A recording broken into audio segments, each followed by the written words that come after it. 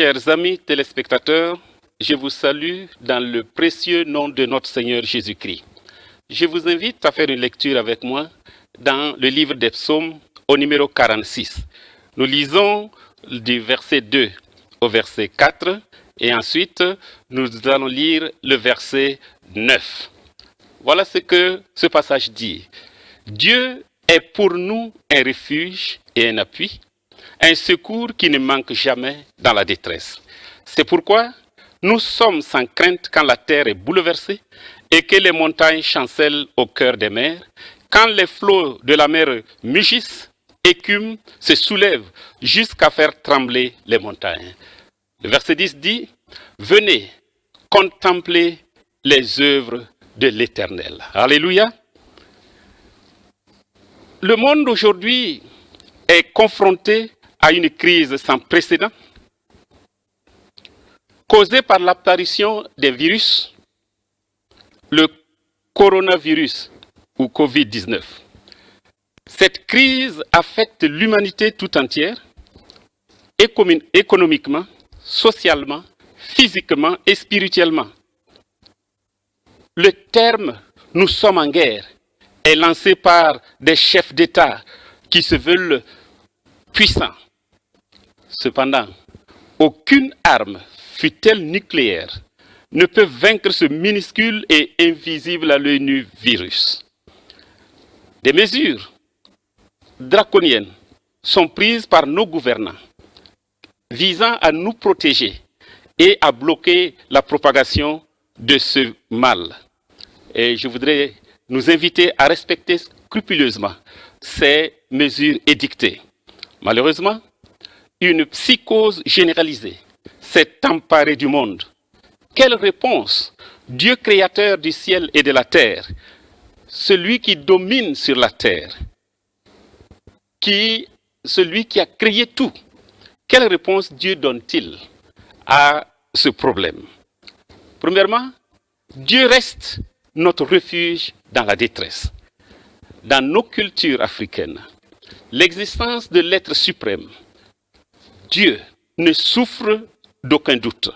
Cependant, des systèmes politiques, philosophiques ont tenté de nier l'existence de Dieu ou reléguer la croyance en Dieu comme une aliénation. Frédéric Nietzsche n'a-t-il pas dit que ce que l'homme veut être et ce qu'il n'est pas, ça et seulement ça et rien d'autre est Dieu? De telles affirmations signifient que Dieu est la création de l'imaginaire de l'homme. Cependant, nous pouvons affirmer que l'insensé seul dit en son cœur, il n'y a point de Dieu. Dieu existe avant que l'homme existe. Dieu a existé sans l'homme, mais l'homme ne peut exister sans Dieu.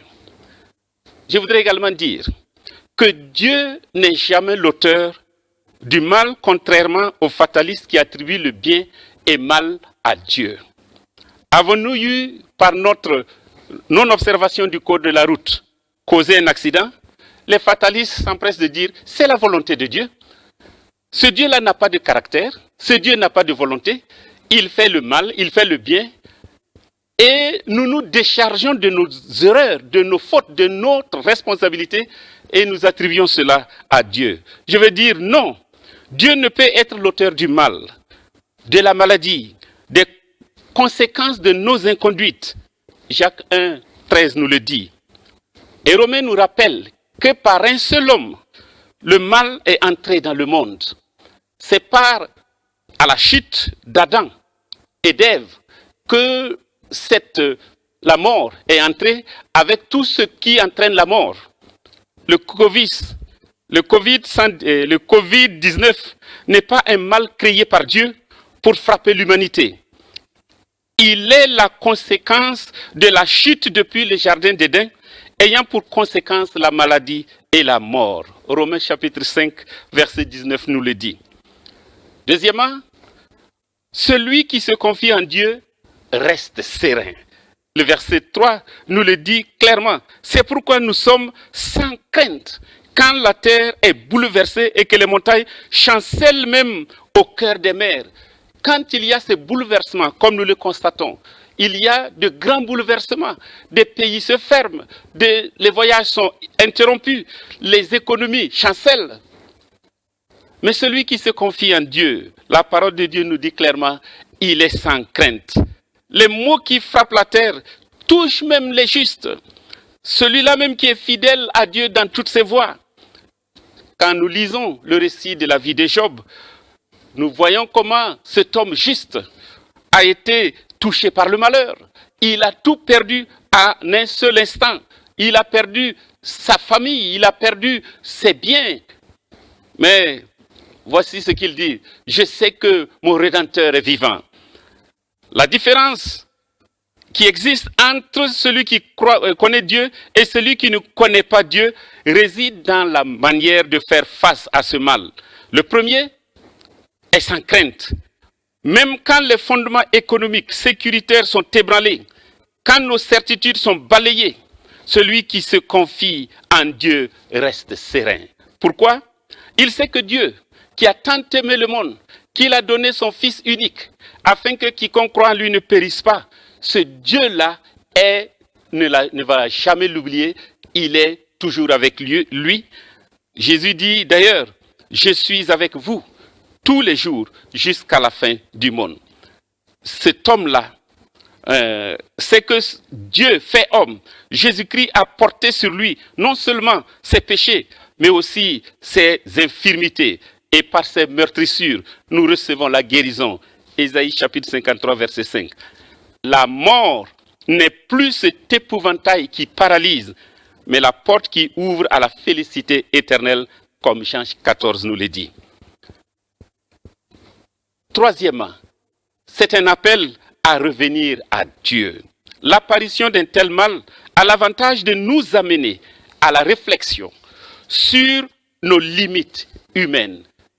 Il y a quelques mois en arrière, aucun économiste, aucun planificateur ne pouvait prévoir qu'un mal toucherait la terre et bouleverserait les comportements et bouleverserait nos libertés et porterait atteinte même à la globalisation. Personne. Et nous avons montré également nos limites, les limites humaines. On ne sait comment faire. On n'a pas de médicaments. On tâtonne. On prend des mesures radicales simplement parce qu'on ne sait pas ce qu'il faut faire. Cela révèle que celui qui se confie en l'homme ne peut pas être dans la sécurité. Parce que l'homme passe. L'homme, son souffle n'est que dans ses narines. Nous réalisons également la fragilité de notre existence et de nos constructions. Notre existence est très fragile. Quand nous écoutons que dans certains pays très riches, en avance, qu'on dirait des pays développés par rapport aux pays sous-développés ou en voie de développement, ces pays-là sont confrontés à un défi existentiel. Quand vous écoutez que par jour, il y a plus de 100, 200, 500, 600, même 800 morts par jour, cela fait froid au dos. Notre existence est en péril. Et nos constructions, tous nos plans budgétaires, toutes nos prévisions d'avancement, de développement, tout est mis, tout ce que nous avons construit est tombé à l'eau. Mais également, l'apparition de ce mal a l'avantage de nous ramener à la réflexion sur Dieu. C'est pourquoi le psalmiste nous invite à nous arrêter et à réaliser qu'il est Dieu. Cela implique que nous puissions reconnaître notre dépendance de Dieu. L'humanité tout entière doit réaliser que celui qui a créé le monde reste au contrôle du monde. Ce qui veut dire que nous devons reconnaître que nous dépendons de Dieu. Nous ne pouvons pas nous affranchir de Dieu. Si nous nous affranchissons de Dieu, nous courons à notre perte. C'est comme, excusez-moi l'expression, un animal de compagnie qui est tenu à l'aise et qui a rompu sa chaîne et quelques temps plus tard, on le voit écrasé par un véhicule. Il a voulu se soustraire à son maître et il a couru vers sa propre perte. Nous devons également reconnaître que l'amour de Dieu s'étend toujours à nous. Dieu n'a pas abandonné le monde. S'il avait abandonné le monde, nous n'existerions plus. Dans sa miséricorde et dans sa grâce, il écoute nos cris, il écoute nos supplications et il vient à notre secours par miséricorde, par sa grâce.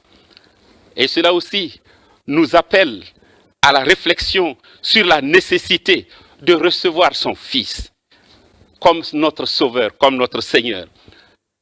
Jésus-Christ est venu sur cette terre, a marché sur nos routes, a bu l'eau des puits de l'Orient. Et ce Jésus-là nous a rassurés. Je ne vous laisserai pas orphelins. Il est celui qui est toujours avec nous tous les jours de notre vie, si nous l'acceptons, si nous le recevons comme notre Seigneur et notre Sauveur. Je voudrais, une fois de plus, nous inviter à la prière, à nous dépouiller de la peur et de la psychose, et nous donner à la prière, intercéder, parler à Dieu, pour que Dieu arrête ce mal. Prier pour que les économies de nos pays ne s'effondrent pas. Prier que pour ceux qui sont affectés ou infectés, pour que Dieu donne du courage et Dieu les guérisse. Que Dieu donne la sagesse à nos dirigeants pour la prise de décisions adéquates. Que le monde ne tombe pas dans un chaos généralisé. Que Dieu protège nos hommes et femmes de santé dans leur sacerdoce de soigner les malades. Que l'humanité tout entière se tourne vers Jésus-Christ, le chemin, la vérité et la vie, et s'engage à le suivre comme disciple de Christ. Puisse le Seigneur entendre notre prière.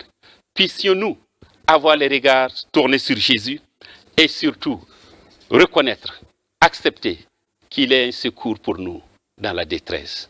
Que Dieu vous bénisse. Amen.